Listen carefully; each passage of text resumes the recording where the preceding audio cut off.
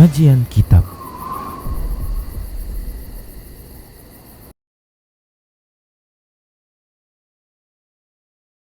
Assalamualaikum warahmatullahi wabarakatuh.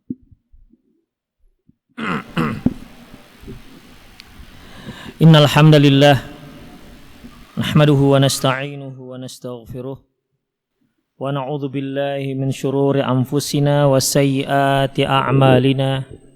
May yahdihillahu fahuwal muhtadi wa may yudlil falan tajida lahu waliyyan mursyida. Asyhadu an la ilaha illallah wahdahu la syarika lah wa asyhadu anna Muhammadan abduhu wa rasuluhu alladzi la nabiyya ba'dah. Wa qala Allah subhanahu wa ta'ala ya ayyuhalladzina amanu taqullaha haqqa tuqatih wa la tamutunna illa wa antum muslimun. Ya ayyuhalladzina amanu taqullaha wa qulu qawlan sadida yuslih lakum a'malakum wa yaghfir lakum dhunubakum wa may yuti'illaha wa rasulahu faqad faza fawzan 'azima. Ya ayyuhan nasu taqu rabbakumul ladzi khalaqakum min nafsin wahidah wa khalaqa minha zawjaha wa batha minhuma rijalan katsiran wa nisaa'a wattaqullaha alladzi tasaaluna bihi wal arham innallaha kana 'alaikum raqiba.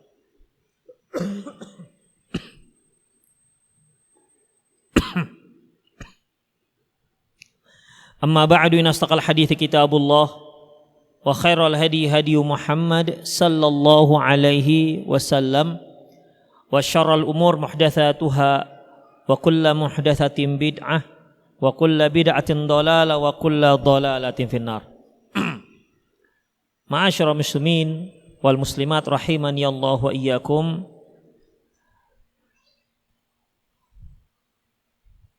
Untuk sekian kalinya kita masih bertemu melanjutkan kajian kita kitab Adabul Mufrad yang disusun oleh Imam Al-Bukhari rahimahullah. Bab berikutnya yaitu bab kun lil yatimi ka abir rahim. Jadilah kamu terhadap anak yatim seperti ayah yang penyayang. Jadilah terhadap anak yatim, jadilah kamu menjadi ayah yang penyayang terhadap anak yatim. Kalimat ayah di sini Imam Al-Bukhari tidak menyebutkan jadilah kamu seperti ayah bagi anak yatim. Tetapi beliau mengkaitkan Abu Rahim, ayah yang penyayang terhadap anak yatim. Kita mengetahui Khafiddin, seorang ayah tentulah sayang terhadap anaknya pada umumnya. Tetapi juga tidak sedikit seorang ayah itu yang kasar dan keras terhadap anaknya sendiri. Memberikan hukuman di luar batas kewajaran.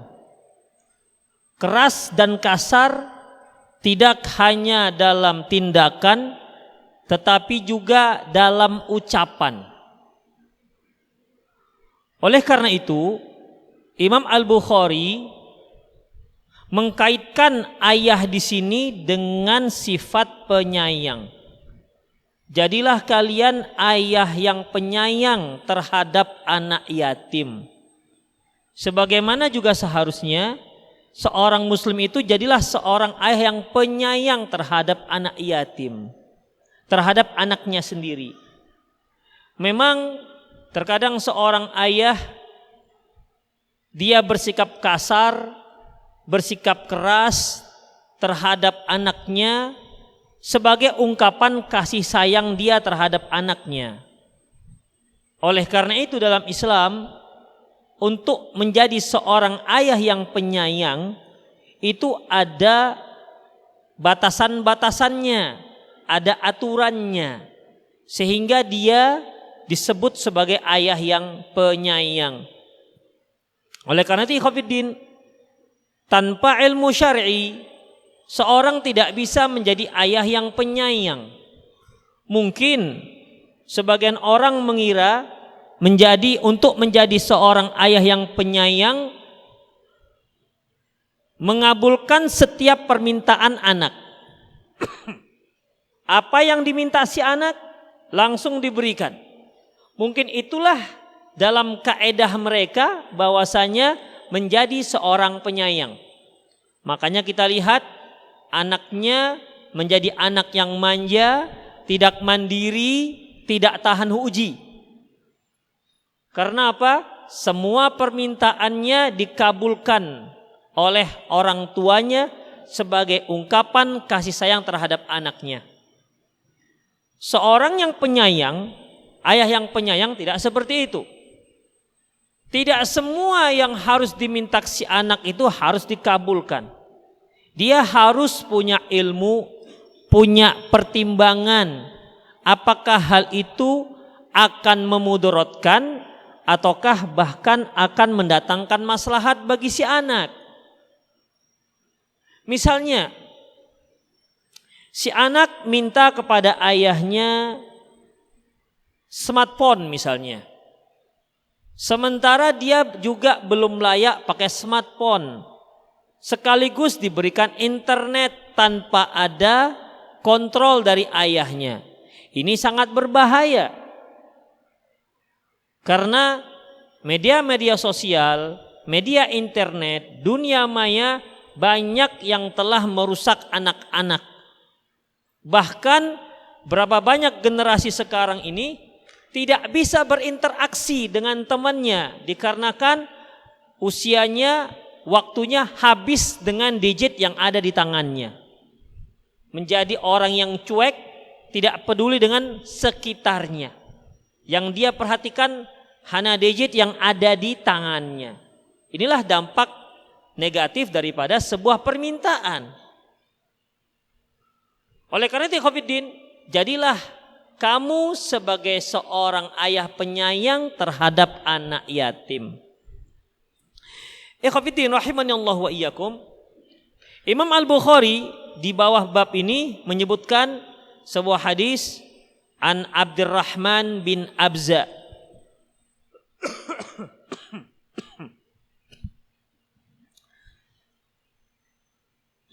Dari Abdurrahman bin Abza, qala dia berkata,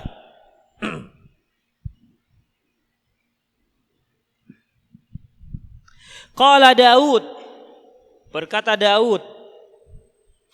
Daud di sini yaitu Nabi Daud alaihi salam. Nabi Daud alaihi salam, ayahnya Nabi apa? Ayahnya Nabi Sulaiman. Apa kata Nabi Daud?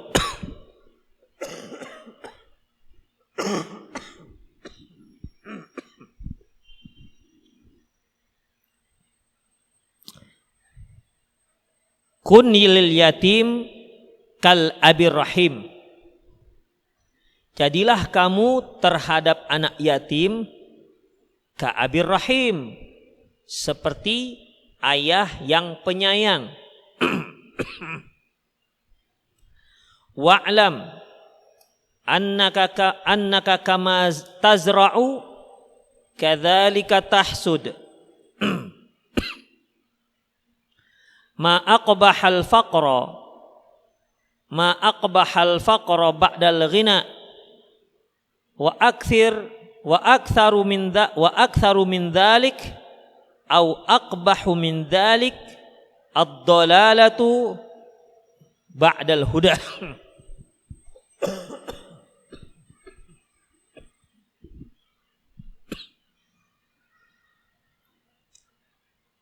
Jadilah kamu seorang ayah yang penyayang terhadap anak yatim. Dan ketahuilah, sebagaimana engkau menanam, maka kamu akan memanen. sebagaimana kamu akan menanam, maka kamu akan memanen. Sungguh sangat buruk seorang yang jatuh miskin. Dan lebih parah dari itu, yaitu dia sesat setelah mendapatkan hidayah. Wa idza wa'adta sahibak fa anjiz lahu ma wa'adtah. Apabila kamu berjanji terhadap saudaramu, maka laksanakan janjimu, tepati janjimu. Wa illa taf'al yuwarrithu bainaka wa bainahu adawah. Kalau kamu tak tepati janji, ini akan menimbulkan permusuhan antara kamu dan temanmu. Wa ta'awwadz billah min sahibin. Dan kamu mintalah perlindungan kepada Allah dari seorang teman. In dzakarta lam yu'inka. Kalau kamu mengingat kebaikan, dia tidak menolong kamu dalam kebaikan tersebut. Wa in nasita lam tudzakkiruk. Kalau kamu lupa, dia tidak mau mengingatkan. Inilah pesan Nabi Daud alaihi salam terhadap kita. Yang pertama beliau sebutkan, kun lil yatimi ka abir rahim. Jadilah dirimu itu seperti seorang ayah yang penyayang terhadap anak yatim. Kemudian beliau juga menyebutkan nasihat, kama tazra'u kadzalika tahsud. Kalau bahasa kita, siapa yang menanam, dia yang mengetam apa memanen? Memanen. Siapa yang menanam, dia yang memanen. Ini merupakan istilah yang sudah sangat umum.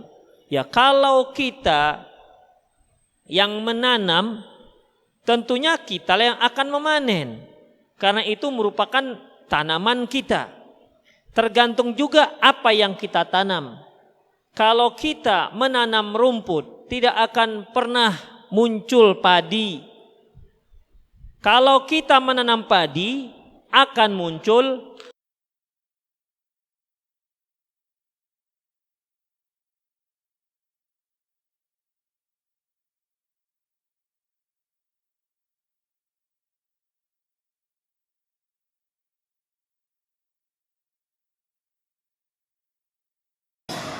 gak akan ada daun sirih berbuah durian, gak ada. Sesuai dengan apa yang kita panen, maka yang kita tanam itulah yang akan kita panen. Apa maksudnya Pak Budi?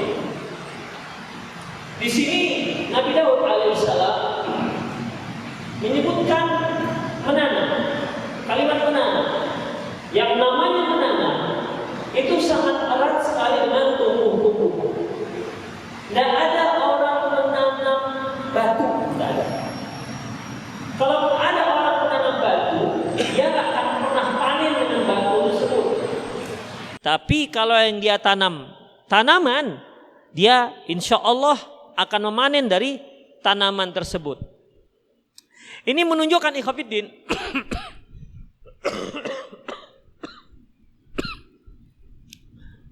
pentingnya, seringnya dalam syariat kita, baik dalam hadis maupun dalam Al-Quran, sering sekali Allah Subhanahu wa ta'ala menggunakan permisalan tanaman.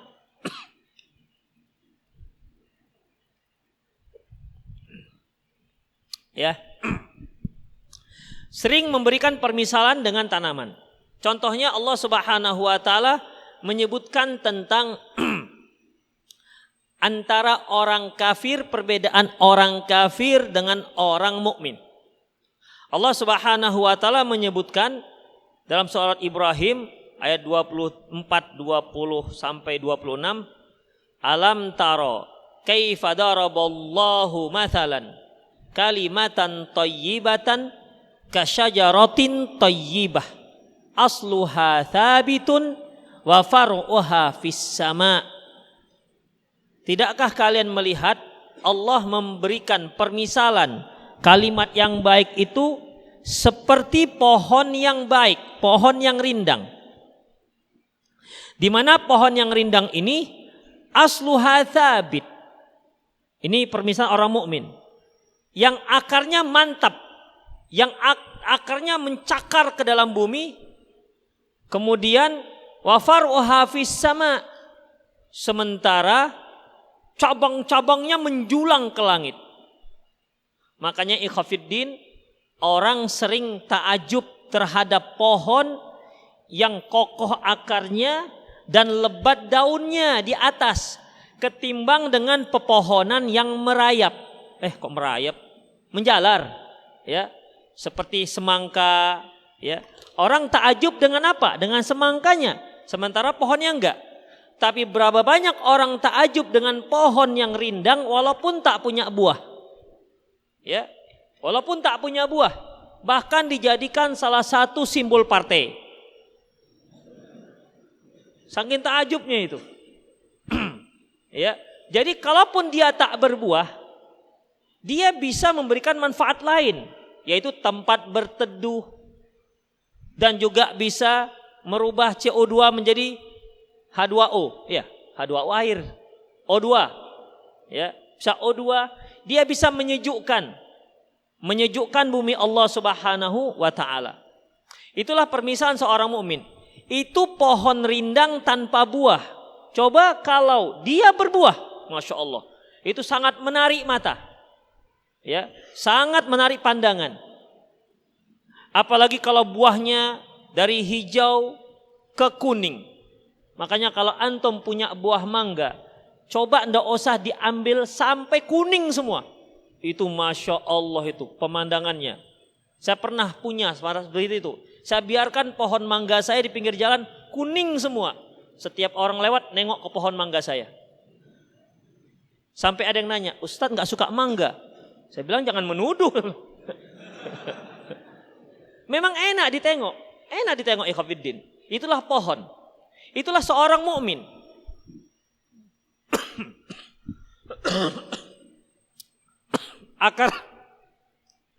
Akarnya menancap dan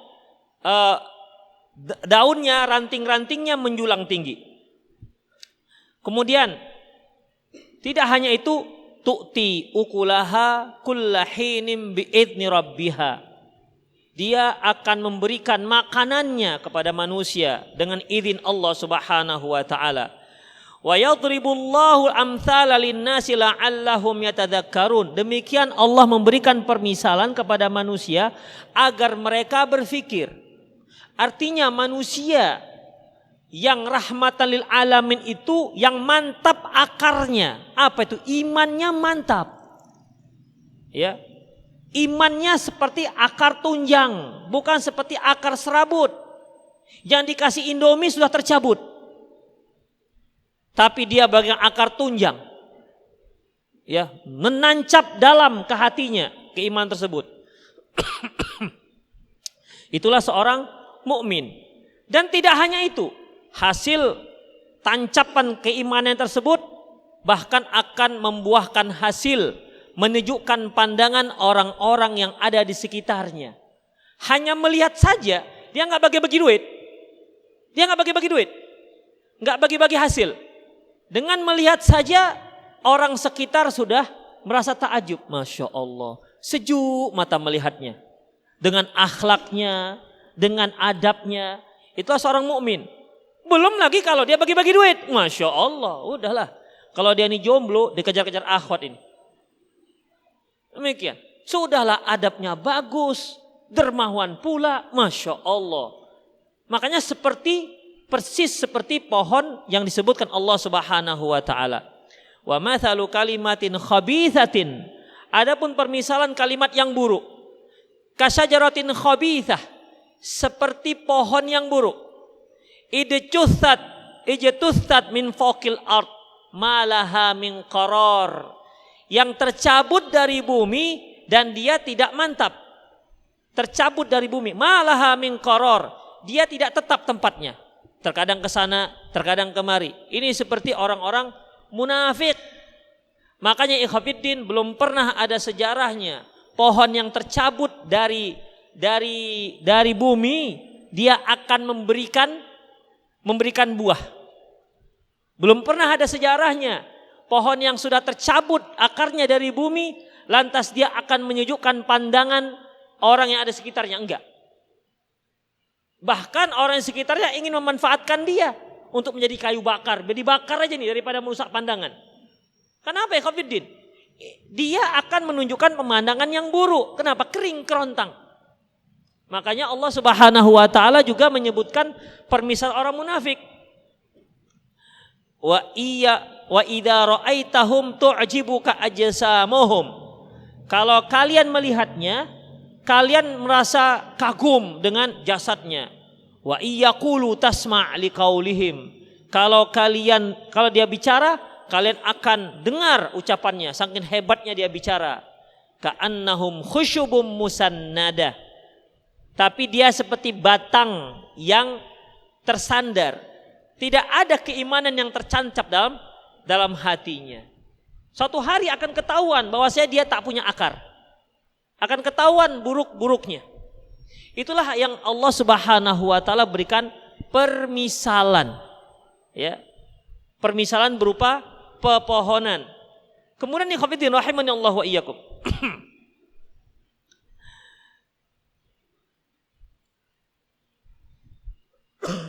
Dalam hadis yang lain yang diriwayatkan oleh Imam Bukhari dan Muslim dari Abi Musa al-Asy'ari radhiyallahu anhu qala, dia berkata qala Rasulullah, kembali Rasulullah sallallahu alaihi wasallam memberikan permisalan dengan tanaman.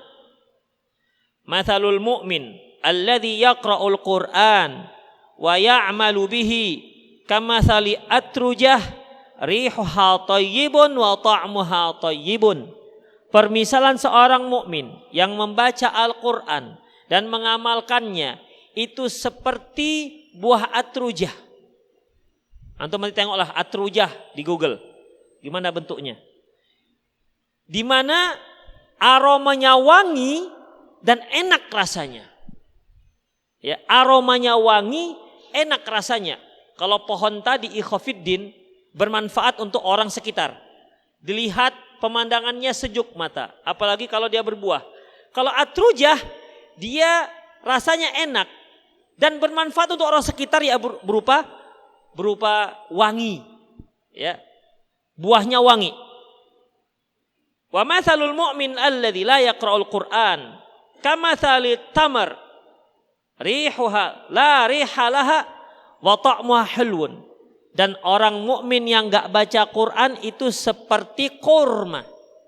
Tidak ada aroma tapi rasanya manis. Wa mathalul munafiq alladzi yaqra'ul Qur'an mathalu rihanah rihuha thayyibun wa ta'muha murrun. Permisalan orang munafik yang baca Quran yaitu seperti minyak wangi. Aromanya wangi, tapi kalau dijilat rasanya apa? Siapa yang pernah? Apa rasanya? Pahit kan? Rasanya pahit. Wa mathalul munafiq alladzi la yaqra'ul Qur'an kamathali hanzalah. Orang munafik yang tak baca Quran seperti buah hanzalah. Laisa laha rih wa ta'muha murrun. Tidak ada wanginya, tidak ada aromanya dan rasanya pahit. Inilah ikhwatiddin beberapa hal yang dimana Quran dan Sunnah menyebutkan permisalan-permisalan dengan pohon, ya, dengan pohon. Dalam sebuah hadis Imam Bukhari, Rasulullah mengatakan permisalan seorang mukmin seperti pohon kurma, ya, seperti pohon kurma yang daunnya tidak lepas dari pohonnya. Ketika itu Rasulullah bertanya kepada para sahabat senior. Ada satu pohon itu seperti orang mukmin yang pelepahnya tidak pernah lepas dari pohonnya. Pohon kurma itu ikhwatiddin, kalau walaupun daunnya itu kering, itu nggak lepas itu. Sampai ditarik atau didodos oleh si penanamnya. Kalau enggak, dia nggak akan lepas dari batangnya. Selayu apapun dia. Artinya seorang mukmin walau bagaimanapun dia tidak akan pernah melepas keimanannya.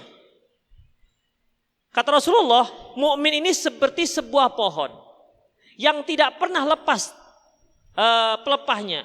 Tahu nggak kalian apa pohon tersebut?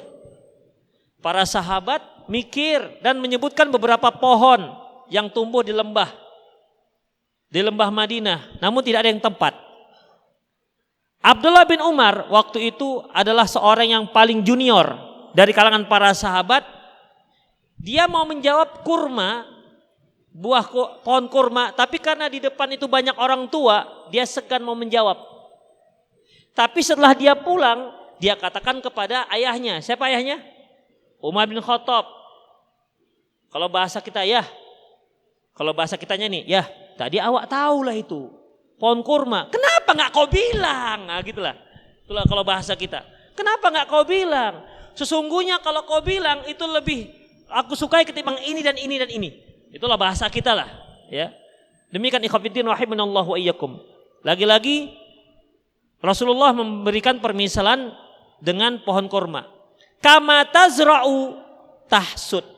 Sebagaimana engkau menanam, berarti engkau akan memanen. Maksudnya ikhwatiddin, ad-dunya mazra'ah. Dunia itu adalah ladang. Tempat kita menanam, tempat kita beramal. Di mana seorang mukmin yazra'u, menanam ladangnya dengan ketaatan, dengan amalan-amalan baik dan dengan keimanan-keimanan. Yang satu hari nanti dia akan memanen. Kama tazra'u tahsud. Sebagaimana engkau menanam, kamu akan memanen. Kapan kita panen? Fi yaumil akhirah, yaitu pada hari akhirat kita akan memanen. Seorang mukmin, apa yang dia tanam, seorang manusia, apa yang dia tanam semasa di dunia, itulah yang akan dia panen nanti di hari akhirat. Kalau dia hanya menanam pepohonan pahit atau pohon yang beracun atau apalah dia namanya, pohon-pohon yang tak bermanfaat, bahkan pohon yang berduri yang akan menyakiti orang-orang sekitarnya, maka di akhirat, maka nanti dia akan memanen duri-duri tersebut. Akan memanennya. Tapi kalau dia menanam pohonan yang baik, ya dia seperti menanam ketaatan di mata dunia. Semasa dia di dunia, nanti di hari akhirat dia akan memanennya. Memanen berupa pahala dan ridho dari Allah Subhanahu wa taala. Kama tazra'u tahsud. Sebagaimana kamu menanam, maka kamu akan memanen. Apa yang kamu tanam, maka itu yang kamu panen. Kamu tanam durian, maka kamu akan panen durian. Kamu nanam semangka, kamu panen semangka. Artinya dunia tempat menanam, akhirat tempat memanen. Kemudian ikhwatiddin rahimanallahu wa iyyakum.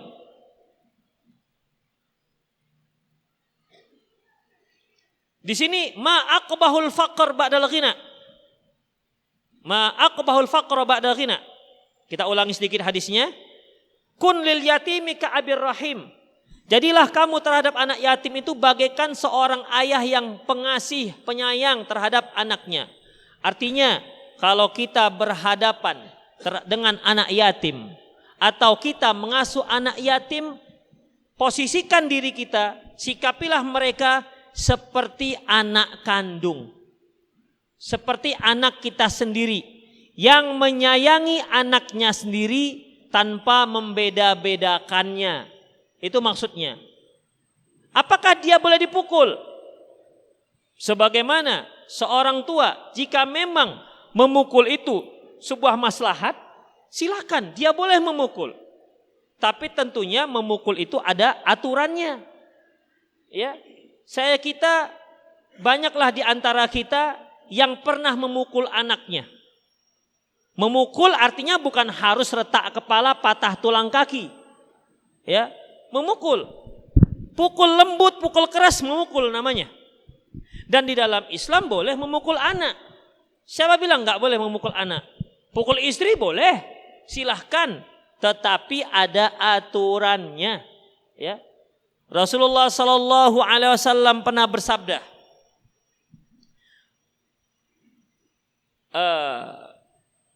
"Allikis saut min haitsu yarahu ahlukum."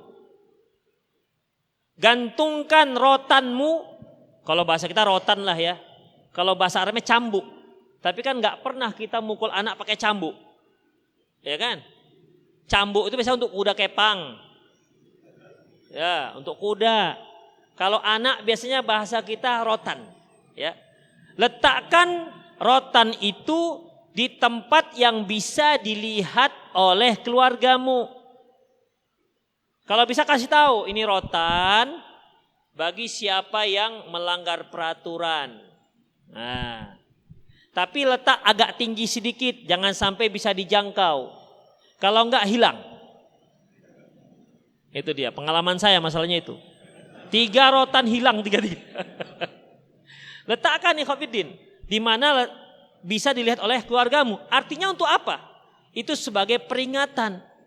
Kalau seandainya peringatan SP1 sudah dilayangkan, SP2, SP3, SP4 pukul boleh silakan. Ya. Artinya anak harus tahu bahwasanya kita memukul dia itu bukan karena benci. Ya. Pahamkan dia, ini untuk maslahat dia. Memang ikhwatiddin, mukul anak itu capek loh. Bahkan ada seorang ayah, kalau dia mukul anaknya pakai tangan, tangannya bisa biru. Itu dia. Enggak enak menghukum pukul tuh enggak enak. Apalagi istri dipukul, enggak enak. Apalagi dikasih uppercut jab kiri jab kanan, masya Allah, macam Sansa atau istri, ya itu nggak enak ya ikhwatiddin. Marah, mukul itu perbuatan yang menyita tenaga, ya menyita tenaga. Makanya gunakan pukulan itu seperlunya, jangan asik pukul. Berapa banyak anak yang dididik dengan cara pukul, kepukul, akhirnya kebal dia. Dosisnya seharusnya 10 mililiter sudah cukup, 10 cc cukup. Ini 3 kilo pun tak bisa mempan dia. Dipukul dia cuman gini aja. Makanya kalau kita lihat dulu waktu kita sekolah, yang bandel-bandel yang sering dipukul itu kan itu aja orangnya. Iya kan? Jangan-jangan antum itu ya. Orangnya itu aja. Kalau sudah kena pukul, dia lagi. Memang bandel, memang nakal orangnya. Memang sudah kebal pukul. Kalau kita kan begitu guru nengok sudah melotot aja udah takut kita kan. Ada anak gak takut. Kenapa? Karena di rumah sudah sering kena pukul. Kalau rotan bagi dia itu macam lidi. Rotan. Udah makanan hari-hari. Makanya ikhwatiddin, ya, jangan gunakan pukulan.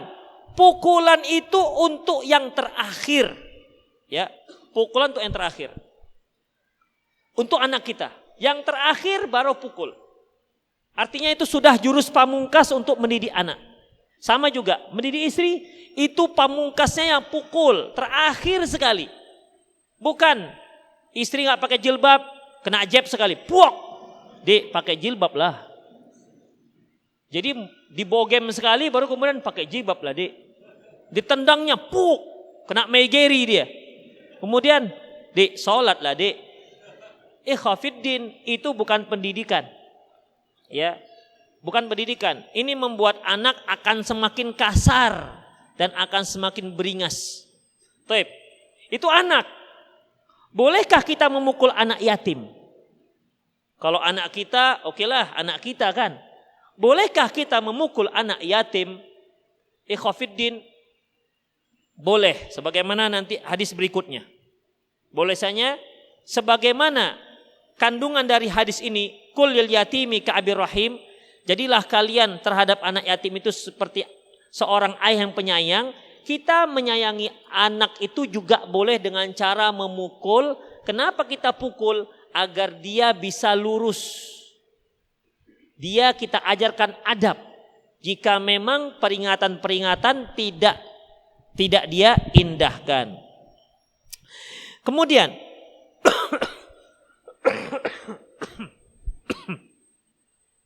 Wa alam annaka kama tazra'u kadzalika tahsud. Demikianlah bahwasanya sebagaimana engkau menanam maka kamu akan memanen. Ma aqbahal faqr ba'dal ghina. Sungguh buruk sekali orang yang jatuh miskin. Dia tadi kaya kemudian jatuh miskin, bangkrut. Yang tadinya kaya raya, punya segalanya, sekarang apapun dia tak punya. Rumah tak punya, kendaraan tak punya. Kemudian dia nyewa pun tak sanggup. Akhirnya dia tidur di bawah kolong jembatan. Ini satu pemandangan yang sangat buruk. Yang tadinya dia kaya raya, akhirnya tak punya apapun, mengemis di pinggir jalan. Ini pemandangan yang sangat memilukan, yang sangat memiris hati. Ketahuilah ikhwafiddin, wa aktsaru min dzalika wa aqbah min dzalika ad-dhalalu ba'dal huda. Tapi ada yang lebih parah dari itu. Apa itu? Dia sudah dapat petunjuk kemudian dia sesat. Dia sudah dapat sunnah Rasulullah sallallahu alaihi wasallam, tapi dia abaikan sunnah tersebut. Dia dapat petunjuk, sudah tahu itu yang benar, tapi dia tinggalkan yang benar tersebut. Ini lebih parah ketimbang orang kaya raya yang bangkrut yang akhirnya jadi pengemis di pinggir jalan. Kenapa demikian ikhwafiddin? Seorang yang bangkrut di dunia belum tentu dia masuk neraka. Tetapi seorang yang bangkrut dikarenakan seorang yang sesat setelah mendapat petunjuk, maka ancamannya neraka. Ini bangkrut yang paling bangkrut. Seorang yang susah di dunia, sesusah-susah di dunia ikhwafiddin, kalau dia termasuk penduduk surga, dicelupkan kembali sekali celup saja di surga, kemudian ditarik lagi. Yang namanya celup kan begitu, sebentar ikhwafiddin, seret, ditarik lagi, itu namanya celup. Nanti akan didatangkan penduduk dunia yang paling susah di dunia. Kalau dihitung sekian miliar, mungkin sekian triliun orang. Dari mulai zaman Nabi Adam sampai nanti orang yang generasi yang langsung menyaksikan hari kiamat. Ada seorang yang paling susah dari itu semua. Kemudian tapi dia penduduk surga. Dia dicelupkan ke surga, kemudian ditarik kembali. Apa surga itu berupa cairan ya? Sampai bahasanya celup. Enggak begitu maksudnya. Masuk surga sebentar, kemudian tarik lagi, keluarkan lagi. Ditanyakan, Allah tanyakan, hei fulan, apakah kamu pernah merasakan kesusahan? Apa kata? La wallahi, enggak pernah ya Allah. Bayangkan ikhwafiddin, kesusahan dia selama 60 tahun, 70 tahun, 80 tahun, itu hilang habis hanya dengan masuk surga sebentar. Hilang semuanya. Tak terasa semuanya. Itu masih sebentar. Gimana kalau dia masuknya sehari, 2 hari, 3 hari, setahun, 2 tahun. Apalagi kalau selamanya. Gak terfikir lagi rasa susah dia semasa di dunia. Kemudian akan didatangkan seorang yang paling bahagia, serba berkecukupan. Apa yang dia inginkan bisa dia lakukan. Siapa yang dia inginkan bisa dia datangkan. Ya, uangnya banyak melimpah ruah, hartanya melimpah ruah.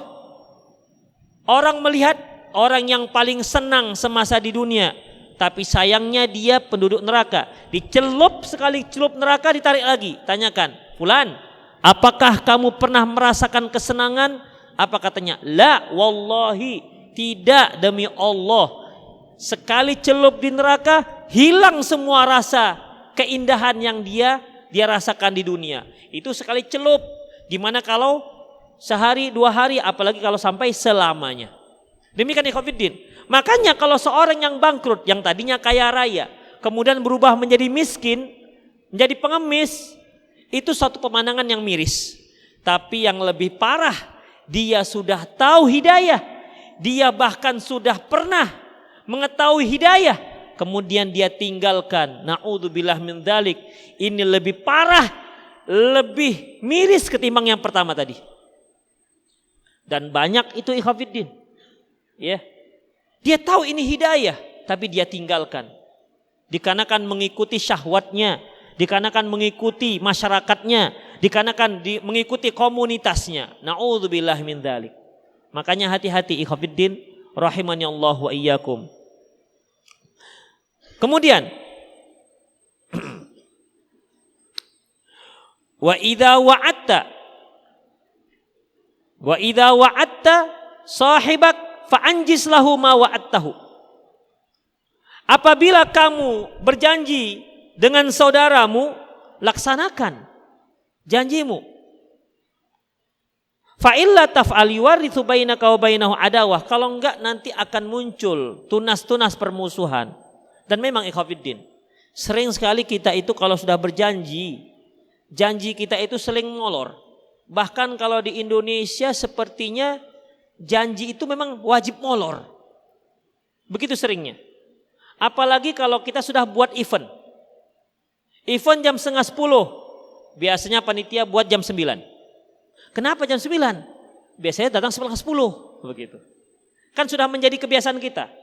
Kita buat jam 9. Jangan datang buat jam 9, Mbak. Buat 9:30. Karena kalau 9 biasanya kumpulnya 9:30. Kalau buat 9:30 kumpulnya 10. Memang begitu. Sudah menjadi kebudayaan kita. Ya, yaitu yang namanya buat acara harus molor. Dan sepertinya fardu ain itu sepertinya. Harus molor. Jadi kalau kita tepat waktu, misalnya acara jam 9, panitia buat tepat jam 9. Nanti akan dikritik oleh peserta. Kok tepat jam 9? Kan biasanya jam 10 kalau mulai jam 9. Begitu. Demikian. Seolah-olah di kita itu yang namanya janji itu ya begitu ikhwatiddin. Ya. Karena penyebutan angka beda dengan penyebutan ba'da. Ingat ya. Penyebutan angka beda dengan penyebutan ba'da. Misalnya kita mulai jam 9. Itu penyebutan angka. Beda dengan kita mulai ba'da asar. Maghrib juga asar. Ya. Maghrib juga asar. Ba'da asar itu dari mulai ba'da asar sampai maghrib. 4:30, jam 5, 5:15 itu dikatakan ba'da asar. Tapi kalau sudah penyebutan angka itu tidak ada makna lain selain angka tersebut.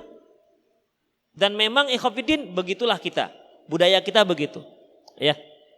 Tapi ikhwatiddin memang sudah selayaknya kita menghindari ataupun menjauhkan budaya-budaya seperti ini. Tepatlah dalam berjanji. Karena tidak menepati janji itu salah satu tanda-tanda orang munafik. Ya, wa idza wa'ada akhlafa. Dan memang bisa muncul permusuhan kalau perjanjian dengan teman itu tidak ditepati. Wa ta'awidz billah min sahibin idza dzakarta lam yu'inka. Dan hendaklah kamu mohon perlindungan pada Allah terhadap teman apabila kamu ingat kamu tidak ditolong. Artinya begini, maksudnya kalau kamu mengingat Allah, dia tidak mendukung kamu dalam mengingat Allah. Misalnya udah azan, yuk kita sholat yuk. Temannya bilang, nantilah itu sholat, nanti masih adzan, masih hayal sholat, nanti. Udah selesai adzan, udah selesai adzan, nantilah, belum qomat. Begitu. Tuh udah qomat tuh, bentar lagi nih, tanggung, belum ruku. Jadi ikhwatiddin, mohon perlindungan Allah dari teman seperti ini. Ya. Mohon perlindungan Allah dari teman seperti ini yang tidak membantu kita dalam hal kebaikan. Ini berbahaya ikhwatiddin. Makanya seorang mukmin harus pilih-pilih teman. Jangan sembarangan pilih teman. Jangan sembarangan. Ya, karena akan berpengaruh terhadap dirinya. Apalagi teman dekat. Rasulullah katakan, almar'u ma'adini khalilihi. Seorang itu sama dengan teman dekatnya. Agama seseorang itu sama dengan teman dekatnya. Bisa saja seorang yang soleh menjadi lalai gara-gara teman dekatnya. Dia seorang yang soleh, gak hobi bola, asik diajak main bola aja. Bisa gak jadi hobi bola dia? Bisa ikhwatiddin. Gak boleh orang soleh main bola? Boleh. tapi jangan asik main bola aja kerja. Gara-gara yang diingatnya bola, jadi pencandu bola, Allahu Akbar, yang diingatnya, aduh tadi kok gak aku tendang pojok. Kalau gak kan gol. Kalau aku pakai sliding kan bisa gol. Itu yang teringat. Demikian ikhwatiddin. Jadi kalau ada teman, kalau main bola semangat perginya. Kalau ngaji enggak, enggak usah kawan itu. Jangan lebih banyak ngumpul di lapangan futsal ketimbang di lapangan taklim. Iya. Terkadang sih kita ada berniat untuk mempererat ukhuwah dengan cara membuat event-event main bola dan event-event olahraga yang lainnya. Ikhwah, kita sudah lama mencoba. Bahkan tidak di futsal, lapangan kecil, lapangan TD itu kita sewa. Ternyata memang ketika main bola rame, ketika ngaji nggak ada. Memang dakwah itu nggak begitu, ikhwatiddin. Ya, dengan cara-cara seperti itu memang belum terbukti bisa, belum terbukti. Apalagi di lapangan. Di lapangan itu namanya juga lapangan, berebut bola, ketendang kaki kawan, terpijak kaki kawan. Sakit dia rasa, apa nggak jengkel juga dia? Nggak bisa, afwan bisa. Bengkak kakinya afwan juga. Namanya juga main. Makanya berhati-hati ikhwatiddin. Ya, tidak ada lapangan dakwah di medan futsal, nggak ada. Lapangan dakwah seperti ini. Ya, di kajian-kajian. Demikian ikhwatiddin rahimani Allah wa iyyakum. Bukan nggak boleh main futsal. Nah, jangan salah pula kalian. Nanti salah paham kalian. Bukan nggak boleh, silahkan main, silahkan. Ya, silahkan. Kemudian ikhwatiddin rahimani Allah wa iyyakum. Selanjutnya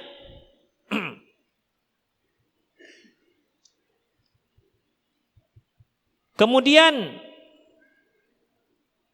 wa inna sita lam yudzakiruk. Kalau kamu lupa, kamu nggak diingatkan.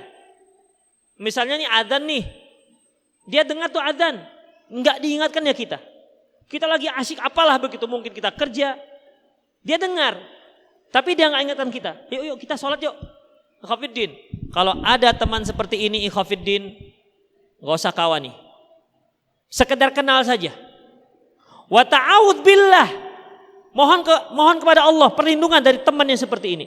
Kalau kita berbuat baik tidak dibantu, dan apabila kita lupa tidak diingatkan. Artinya apa ikhwatiddin? Bertemanlah dengan teman. Kalau kita berbuat baik, dia membantu. Nanti kita buat infak keliling yuk, ayo gimana? Begitu, dibantu dia, diberi dukungan. Kalau kita lupa dia ingatkan, ya kita lupa diingatkan. Misalnya ini mau taklim, pagi ini kan ada taklim ya, oh iya, gimana kita ayo pergi bareng, begitu. Itu baru namanya teman, ya itu baru namanya teman.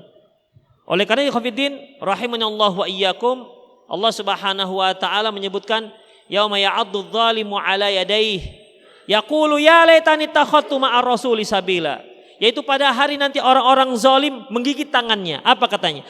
Ya laitani takhadtu ma'ar rasuli sabila, wahai seandainya aku ikuti jalur Rasul. Ya laitani takhadtu ma'ar rasul, ya wailata laitani lam attakhidh fulanan khalila, wahai seandainya aku tak jadikan si fulan sebagai teman dekatku. Kenapa?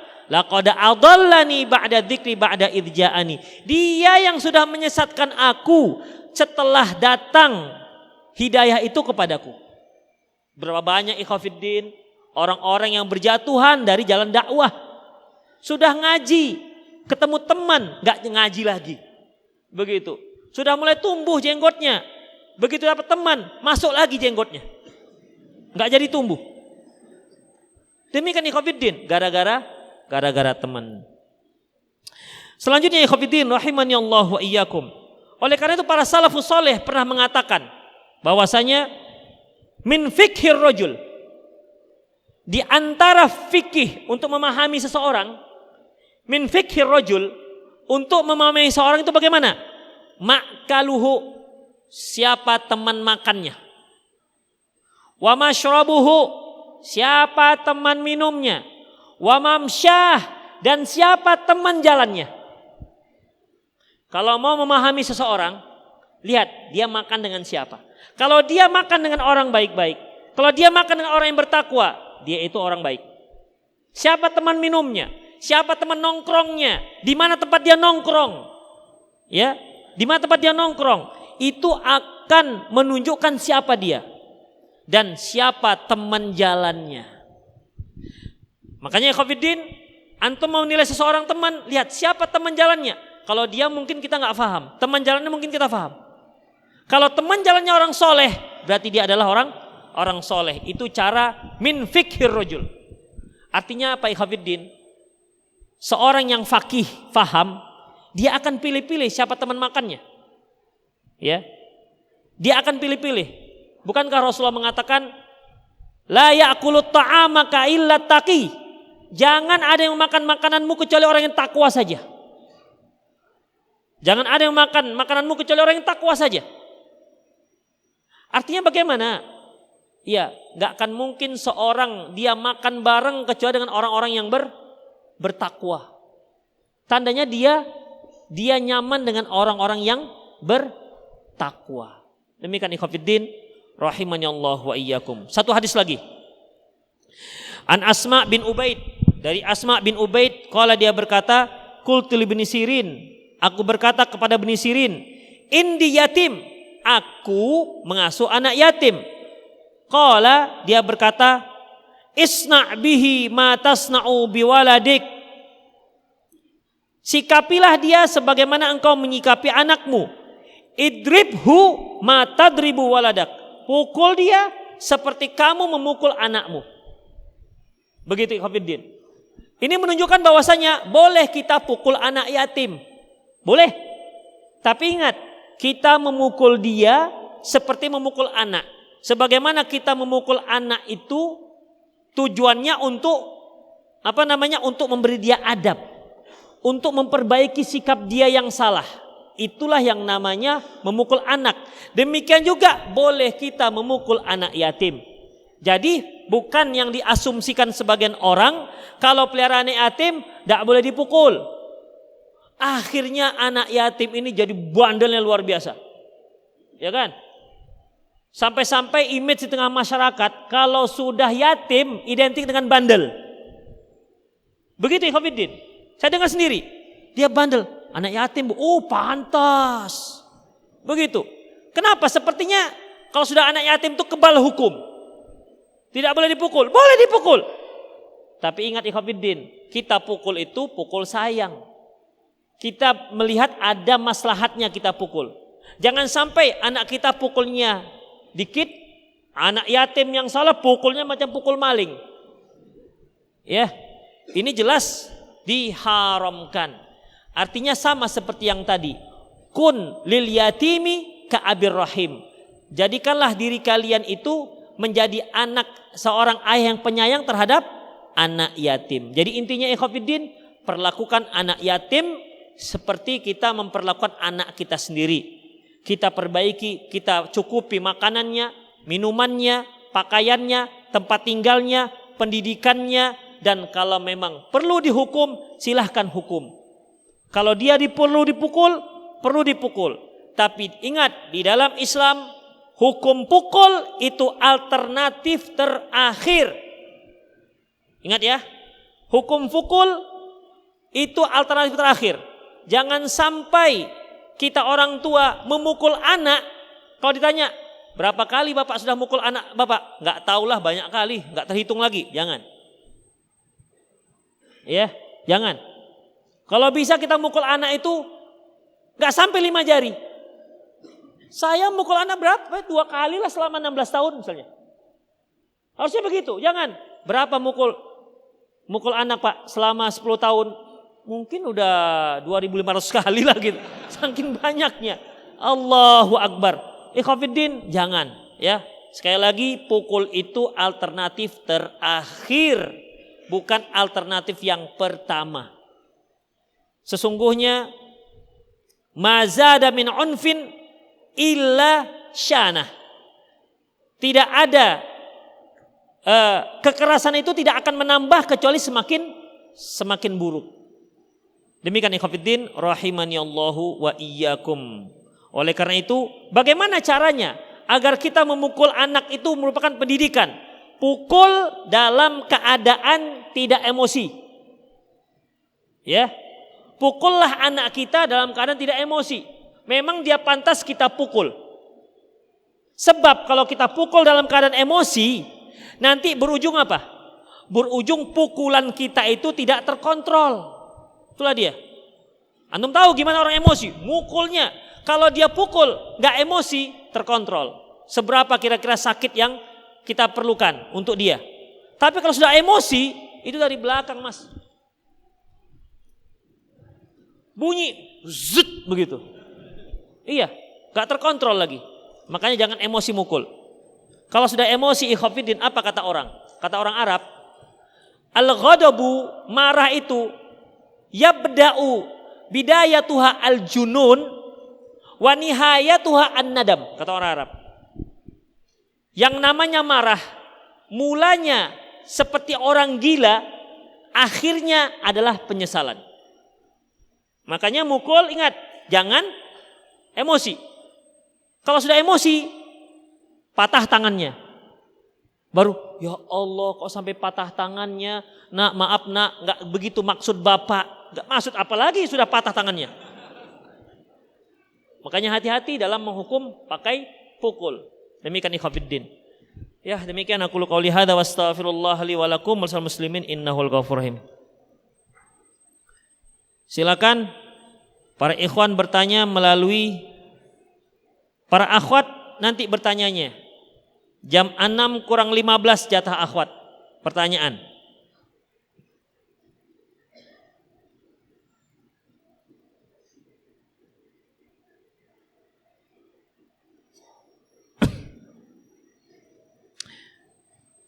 Usia berapa anak boleh dicubit atau dipukul Pak Ustadz? Sebagian ulama menyebutkan usia 10. Dikiaskan dengan sholat.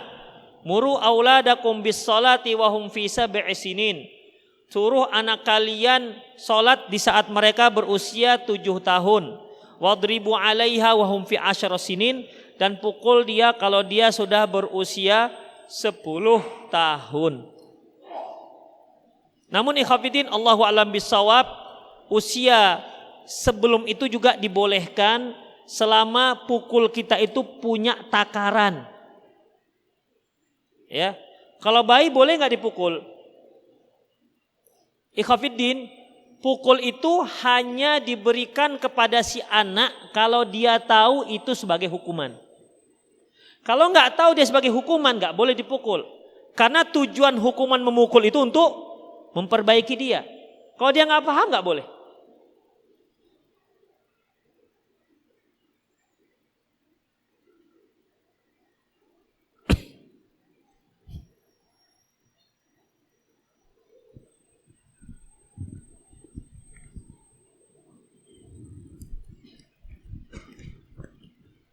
Ustadz, bagaimana hukum merapikan jenggot menjadi pendek karena disuruh atasan kantor? Saya merasa berdosa motong tapi karena terpaksa disuruh atasan. Ya sudahlah, merasa berdosa ya berdosalah. Banyak-banyaklah istighfar. Jenggot itu wajib ikhwatiddin, dan itu udah kesepakatan para ulama yang 4. Ya. Walaupun dia kalau pelihara jenggot seperti tusuk sate, tetap wajib. Alasan tusuk sate gak bisa dijadikan sebagai dispensasi untuk cukur jenggot. Ingat itu. Tusuk sate tidak bisa dijadikan dispensasi untuk mencukur jenggot. Jadi gimana Ustadz? Saya disuruh atasan. Ya sudahlah. Berarti ya nanti kalau antum di akhirat ditanya kenapa tuh cukur jenggotmu? Disuruh atasan. Terpaksa ya Allah. Ya semoga Allah memberi. Oh terpaksa. Ya syukur-syukur begitu. Ya udah Kak, maafkan. Syukur-syukur dimaafkan. Kalau enggak tahankan. Begitu. Karena kalau masalah disuruh kadang-kadang ikhwatiddin manusia ini Atasan nggak nyuruh-nyuruh kali sebenarnya. Cukur ya. Maksudnya, dipaksa Pak. Gitu. Dipaksa Pak. Oh iya, udahlah dipaksa, cemana terpaksa. Cuman jenggotmu panjang kali. Nah, misalnya dia lagi di kedokteran gitu kan dengan seniornya. Alah jenggot. Besoknya habis. Kenapa dicukur? Dipaksa senior. Cuman gitu-gitu aja. Saat ini ana lebih memilih diam-diaman dengan ibu ana dikarenakan buruknya lisan dan akhlak ana. Dikarenakan buruknya lisan dan akhlak ana. Dengan seperti ini ana lebih baik ketimbang ana selalu bicara dengan ibu ana. Apakah hal seperti itu boleh ana lakukan? Boleh. Ya, boleh dilakukan, enggak banyak ngomong, tapi bantu terus dia. Nyapu, cuci piring, cuci baju, ngepel, begitu. Jangan diam. Cuci piring. Jadi bicara seperlunya. Begitu. Gak banyak ngomong tapi bicara seperlunya. Itu dia. Tidak setiap bicara itu ikhwatiddin perak. Sering juga bicara itu emas. Ketika antum dipanggil, "Nak," bicara perak, diam emas, diam aja lah. Dikutuk mama aja di batu bertau. Demikian ikhwatiddin, nyaut itu bicara emas. Ketika kita melihat kemungkaran, kita bicara itu bicara emas. Bahkan kalau kita diam, Rasulullah mengatakan syaitanu akhros, yaitu setan yang tuli. Kalau diam-diam saja dengan setan yang peka. Ya. Kalau mendiamkan kemungkaran. Jadi diupayakan banyak diam tapi tetap bekerja dan membantu orang tua. Tapi imamnya hukum salat zuhur, tapi imamnya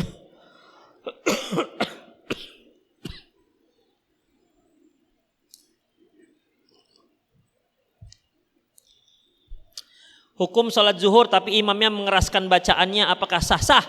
Karena terkadang Rasulullah juga mengeraskan bacaan. Tapi terkadang, bukan terus-terusan.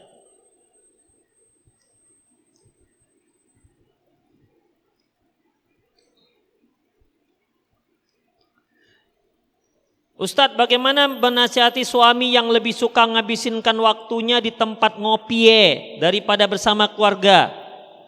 Inilah antum nih para suami. Ya. Pertama kita tinjau dari istri. Ibu, kalau ibu seorang istri, coba pertama introspeksi dulu. Ibu bau apa enggak? Itu dulu. Nanti jangan-jangan suami ibu enggak betah di rumah karena bau badan yang tak terkendali. Udah. Oleh karena itu di saat suami di rumah, berbenah dirilah. Yang kedua, kira-kira cerewet enggak di rumah? Terkadang suami tak betah di rumah karena dicerewetin. Itu dia. Suami datang pulang dari kantor. "Bang, dari mana bang?" "Dari kantor." "Kantor sebelah mana?" "Ya Allah, sebelah mana?" Ya sebelah biasa." "Dengan siapa ya tadi?" "Tadi meeting." "Dengan siapa aja?" "Fulan." "Ibu itu ada enggak samping abang tadi?" Jadi ketika dicerewetin seperti itu, suami bisa tidak bertahan. Begitu. Atau begitu pulang langsung, "Bang, HP bang." "Mana?" "Mau inspeksi." "Nengok. Ini ada password kok, tukar deh passwordnya." Tukar. Para suami juga enggak usahlah yang namanya password HP di password. Itu juga mengundang kecurigaan istri. Kadang-kadang passwordnya sampai 25 angka. Sudah tingkat security yang paling tinggi. Akhirnya istri, "Kenapa rupanya ini kok di password begitu?" Istri juga jangan terlalu curiga dengan suami. Akhirnya suami harus mempasswordnya. Demikian. Itu satu. Sudah. Jadi berbenahlah rumah diri ibu dan rumah ibu di saat suami ada di rumah. Kemudian untuk para suami, bahwasanya Kita harus jadikan rumah kita itu sebagai surga. Baiti jannati. Surga, rumah itu surgaku.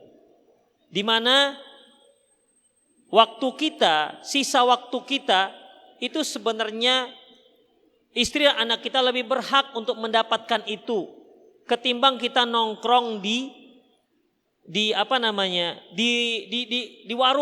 warung kopi. Ada satu kisah ikhwatiddin, seorang ibu ketika suaminya pulang jam 5 ke rumah itu sudah bergegas untuk ke kedai kopi. Kenapa? Karena sudah dinanti oleh lawan main catur. Itu dia, main catur aja. Demikian ikhwatiddin. Maka bagi para suami, bertakwalah kepada Allah Subhanahu wa taala, karena waktu itu sangat dibutuhkan oleh keluarga-keluarga antum untuk pendidikan mereka dan untuk perhatian mereka. Seorang wanita itu tidak hanya butuh duit, dia juga butuh perhatian. Dan juga tidak butuh perhatian kalau nggak pakai duit. Jangan dikira, udahlah istri itu cukup perhatian saja, nggak perlu duit. Oh, jangan kira. Perlu dua-dua, duit dan perlu perhatian, ya kan Bu? Tuh kan nggak percaya antum. Iya, perhatian aja nggak cukup, cinta aja nggak cukup, dia juga butuh duit. Begitu, ya. Jadi seimbang antara belanja dengan perhatian. Ustadz, apakah menanam pohon bidara mendapatkan pahala dan apa saja khasiatnya? Menanam pohon bidara nggak ada hukumnya, boleh-boleh saja. Tetapi pohon bidara itu menurut ahli herbal banyak kegunaannya. Kemudian juga beberapa ulama menyebutkan bahwa daun bidara itu bisa menolak jin. Memang saya nggak ketemukan hadisnya. Itu perkataan para ulama bahwasanya pohon bidara itu, daun bidara itu bisa menolak jin. Dimandikan, ya, airnya di rendaman itu kemudian dimandikan. Allahu a'lam bishawab. Ustadz, bagaimana hukumnya meminta didoakan oleh anak yatim dengan cara khusus mengundang anak tersebut? Ikhwatiddin, anak yatim itu anak-anak. Gimana dia mau mendoakan? Tidak ada keutamaan didoakan oleh anak yatim. Gak ada. Kenapa dia anak yatim? Dikarenakan apa? Meninggal bapaknya. Man mata abuhu walam yablugh. Yang meninggal bapaknya dan dia belum balik. Kalau yang dilakukan oleh sebagian orang sekarang, misalnya ada rezeki ngundang anak yatim, kemudian diakhiri dengan doa. Si anak yatim namanya juga anak-anak, sampai ngangkat tangan ngobrol dengan kawannya. Berapa tadi? Amin. Berapa isinya? 50.000. Amin katanya. Dia nggak tahu apa yang didoakan. Ya, tidak ada keutamaan didoakan anak yatim, nggak ada. Demikian, sebagaimana dilakukan oleh orang sekarang. Jadi bagaimana? Santuni mereka, itu yang ada keutamaannya. Sebagaimana yang telah kita pelajari, ana wa kafilul yatim kahataini yaumil qiyamah. Aku dan pengasuh anak yatim begini nanti di hari kiamat, dekat. Ya, itu ada, bukan untuk minta didoakan.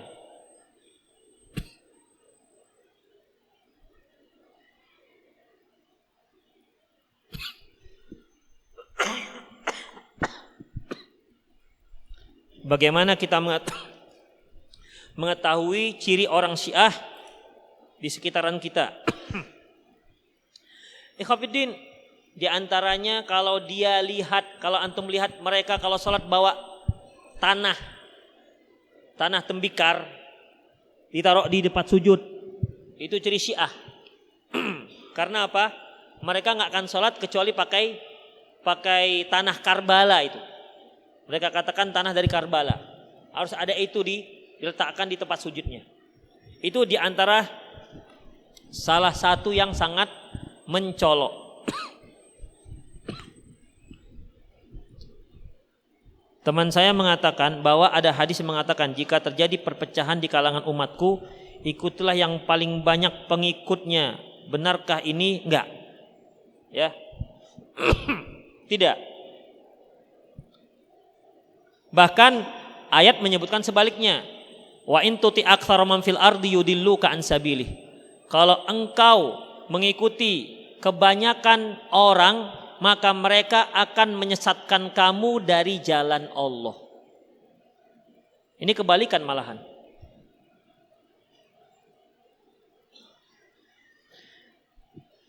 Ustadz, ana baru nazar dengan akhwat. Mantap, alhamdulillah.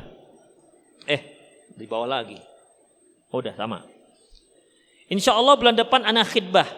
Tapi ana baru tahu kalau si akhwat tidak bisa diwalikan oleh ayahnya karena masa lalu ayahnya. Itu gimana hukumnya Ustadz? Dan ana mohon nasihat pencerahan Ustadz. Baik, ikhwatiddin. Antum menikah dengan siapa sekarang? Dengan akhwat. Antum sudah tahu dia seorang akhwat yang solehah? Tahu. Baik akhlaknya? Sudah. Mengenai wali, itu bisa diwalikan oleh tuan kadi. Dia nggak bisa diwalikan oleh ayahnya dikarenakan mungkin dia hasil anak haram. Ikhwah, yang haram itu perbuatan orang tuanya, bukan anaknya. Wala tazirwa ziratu wizru ukhra. Sesungguhnya seorang tidak akan mengemban dosa orang lain. Si anak tidak berdosa, ya. Si anak tidak berdosa. Dia tidak tahu apa-apa tentang perbuatan kedua orang tuanya. Jadi yang terpenting, akhwatnya. Kalau antum lihat orangnya bagus, masya Allah, soleha, akhlaknya bagus, kemudian cantik pula. Jadi bagaimana? Hanya itulah latar belakang orang tuanya. Maka nasihat saya, ikhwafiddin, lanjutkan perjuangan antum. Ya, karena itu dosa orang tuanya, bukan dosa si akhwat.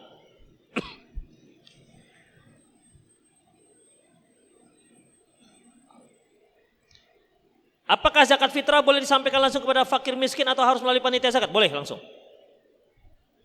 Ustadz, bagaimana adab yang baik ketika ingin memberikan kepada pembicara ketika tabligh akbar bahwasanya waktu yang telah ditentukan telah habis agar tidak menyela ketika berbicara?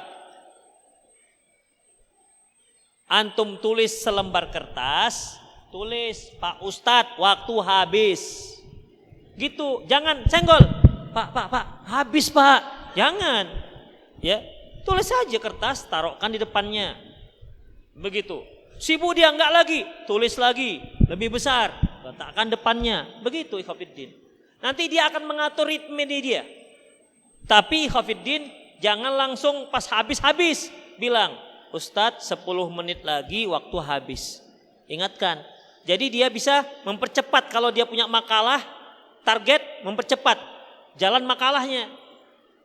Ya, jangan tiba-tiba lagi semangat, Ustadz habis waktu. Jangan seperti itu. Ya, jadi ada lampu kuningnya, kemudian baru masukkan lampu merahnya.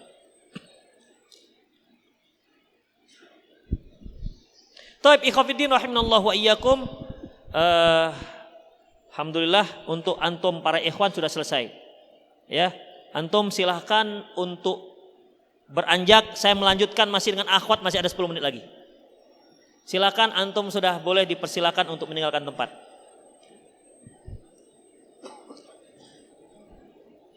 Akhwat, coba dikirim kembali pertanyaannya. Karena tadi bercampur dengan pertanyaan ikhwan.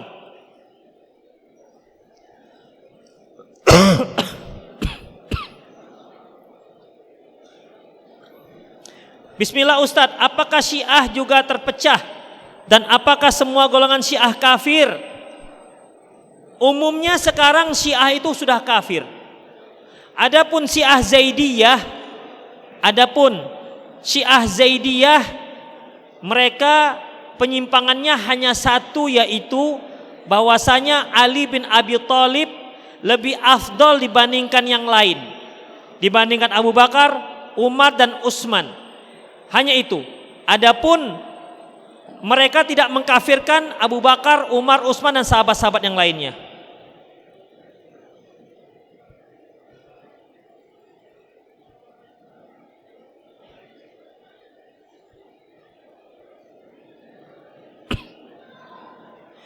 Ustadz, nasihati agar saya mudah memaafkan orang yang telah menyakiti hati saya. Benar-benar sakit hati saya tuh, bahkan hampir membuat saya dendam. Para akhwat sekalian, ingatlah bahwasanya Allah Subhanahu wa taala itu Maha penerima taubat, Maha pengampun. Terimalah maaf Dia dengan harapan agar Allah Subhanahu wa taala juga memaafkan dosa-dosa yang kita lakukan.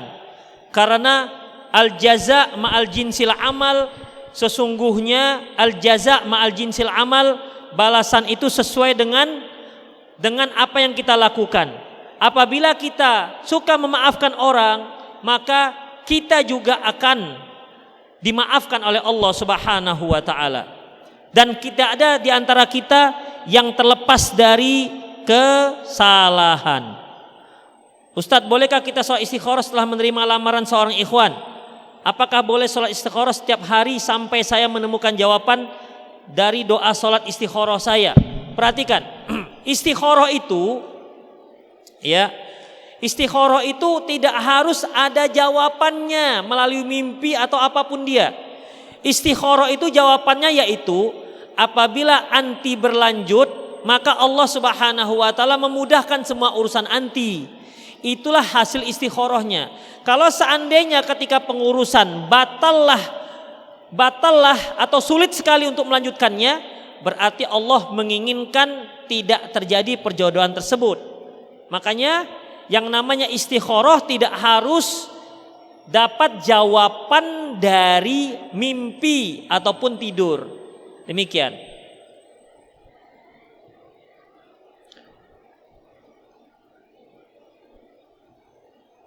Ustadz, bolehkah kita membeli tanah garapan? Gak boleh. Gak boleh beli tanah garapan, itu punya pemerintah. Bagaimana caranya menasihati teman yang merujuk kepada ustadz yang menghalalkan musik? Belikan bukunya, kasihkan ke dia. Kalau ada ceramah-ceramah, ya, hadiahkan juga filenya ke dia. Adapun hasilnya serahkan kepada Allah Subhanahu wa taala. Saya punya teman non muslim, sama-sama perempuan, namun selalu mengingatkan saya dan mendukung saya dalam ibadah, dan saya nyaman sekali berteman dengan dia. Sedangkan kata orang yang non muslim itu bukan muhrim kita. Jadi gimana Ustadz? Jadi saya tak boleh berteman dekat. Berteman dekat gak boleh, tapi yang non muslim itu bukan mahram artinya. Artinya seorang wanita muslim boleh menampakkan auratnya kepada wanita walaupun dia tidak muslimah. Boleh, ya. Itu pendapat yang rajih.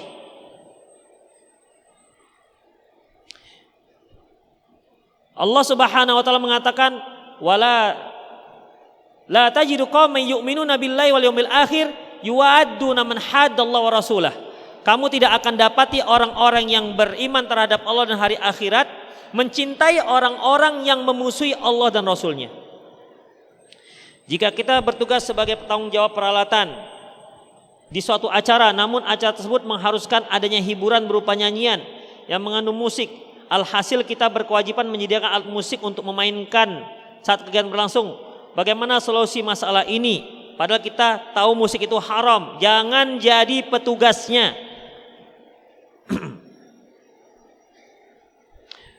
Ana seorang akhwat. Bismillah. Jika kedua orang tua telah meninggal, siapa yang harus menjadi wali anak perempuan ketika menikah? Abangnya atau pamannya? Boleh pamannya, boleh abangnya.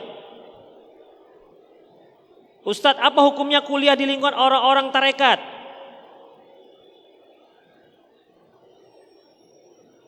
Apa hukumnya kuliah di kalangan orang-orang tarekat? Ikhwafiddin rahimanallahu wa iyyakum. Apakah dia khawatir dengan ketarekatannya? Kalau dia khawatir dengan syubhat-syubhatnya, maka tinggalkan itu. Ya. Karena asyubah al-qulubu dha'ifah wasyubhatu qattafah. Hati itu lemah dan syubhat itu sangat kuat menerjang. Ustadz, apa hukumnya menyatukan dua istri dalam satu rumah? Jazakumullah khairan. Apabila seorang berpoligami, maka masing-masing istri punya satu rumah. Kalaupun rumahnya kecil, maka silakan sekat dua. Punya rumah masing-masing, punya dapur masing-masing. Ya, tidak satu. Karena Rasulullah juga punya beberapa istri dan punya rumah masing-masing. Makanya dalam Al-Quran disebutkan waqarna fi buyutikunna, wahai para istri Rasul, para istri-istri Rasul, tetaplah kalian tinggal di rumah-rumah kalian. Tandanya satu istri, satu rumah. Yang penting satu rumah, tidak harus besar.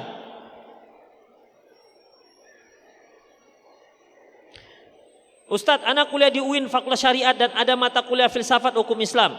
Jadi bagaimana hukum anak mempelajari dan mengikuti mata kuliah tersebut? Sama seperti tadi, al-qulubu dha'ifah wal syubhatu qattafah. Hati itu sangat kuat, hati itu sangat lemah, dan sementara syubhat itu sangat kuat menerpa. Kalau anti khawatir dengan syubhat, ya sudah, nggak usah ikuti kuliah tersebut. Kalau memang diwajibkan, ya sudah, dengar-dengar saja. Atau nggak usah dengar, pura-pura dengar aja, nggak usah dengar.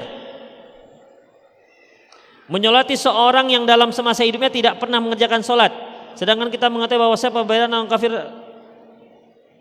Ikhwafiddin, kalau memang kita yakin tak pernah sholat sama sekali, maka jangan sholatkan.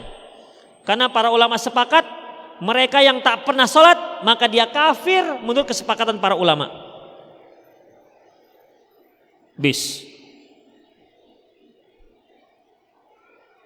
Wih, panjang kali yang ini. Bagaimana kalau kita punya teman yang dulunya Allah kasih hidayah, tapi qadarullah sekarang malah suka chattingan dengan ikhwan di kampusnya? Apakah hanya harus menjauhi dia juga? Tapi semakin saya menjauh, dia semakin jauh, Ustadz.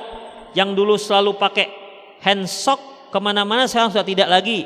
Anas juga sudah selalu menasihati, tapi qadarullah dia hanya ya iya saja. Apakah tetap harus ana jauhi? Tetap dinasihati. Ya, intinya tetap dinasihati. Kalau dijauhi pun gak dinasihati percuma. Ya, jadi tetap dinasihati. Mengenai hasilnya, biarkan itu kita serahkan kepada Allah Subhanahu wa taala. Ustadz, apa hukum meninggalkan sholat Jumat karena bekerja sebagai satpam? Gak boleh.